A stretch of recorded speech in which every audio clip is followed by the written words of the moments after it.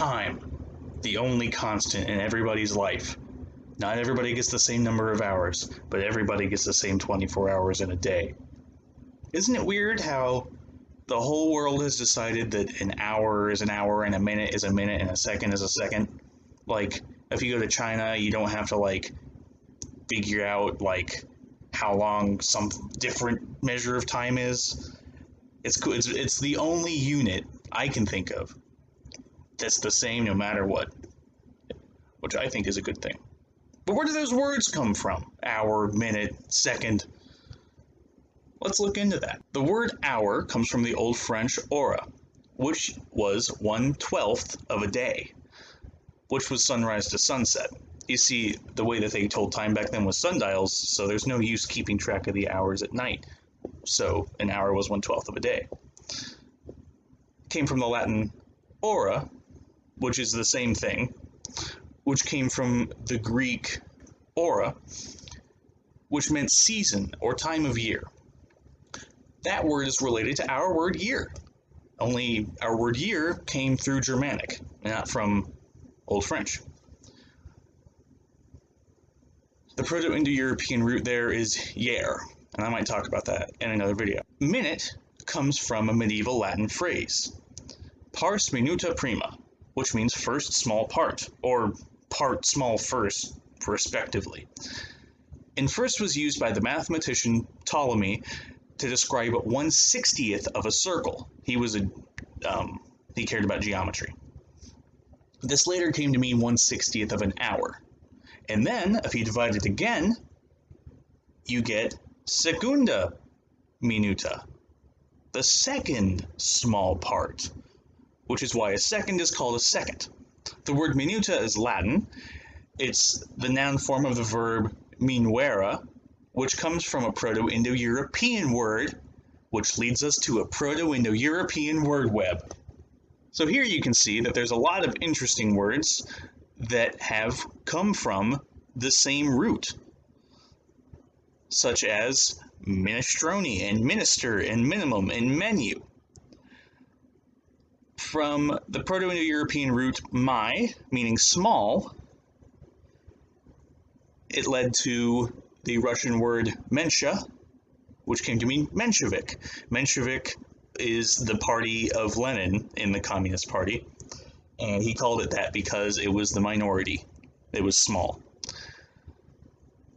From Latin, we get a bunch of words like minimum and minute and minor, which all meant small.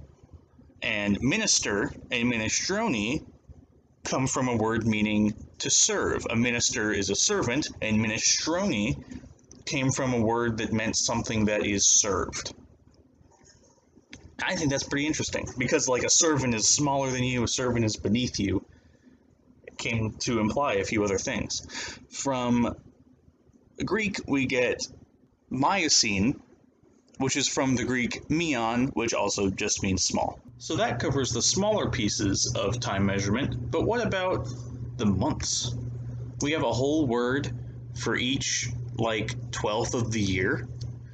Well, they all come from Latin. The Romans invented the calendar, and it changed over time.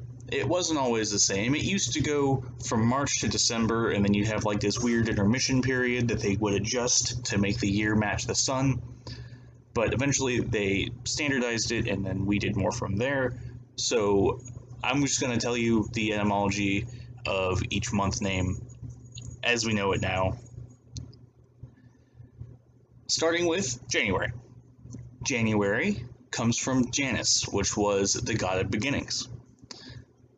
February comes from Februra, which was the feast of purification. March is Mars. April is Aphrodite. May is Maya, which is the goddess of the spring. Juno gave us June. Juno is Jupiter's wife. Why did I write Zeus's wife? Zeus is Greek. And then the Romans got lazy. Quintilis, Sextilis, September, October, November, December. The 5th through the 10th months. Eventually, they named the 5th and 6th months after Julius Augustus that gave us July and August. Let's wrap this up with the days of the week. Our words for the days of the week come through Germanic, and they have Germanic gods involved. You have Sunday, Moon Day, Tuesday. Tu is the god of war. Woden's Day. Woden was Odin.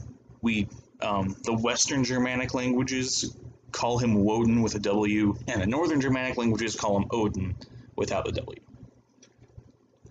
Then we have Thor's Day, Frigg's Day. Frigg was Odin's wife, or Woden's wife in this case, and then Saturn Day. I don't know why we have a random Roman god at the end of our days, but every language, even German, which has different words than us now, has Samstag, which is Saturn's Day. More interesting than that, though, is the larger pattern that's followed in Romance languages, Greek, Hindi, Chinese, Japanese. All started with the Greeks, but moved along the Silk Road and gave them their days of the week. And if you want to look more into this, look in the link in the description. It's really interesting, but I'm going to give you just that pattern translated, obviously. So you have Sunday, Moon Day.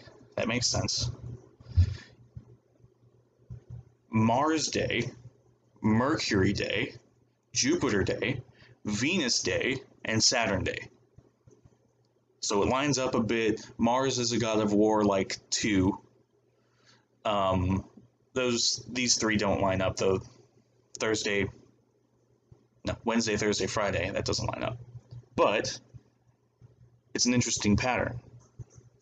And wait a second.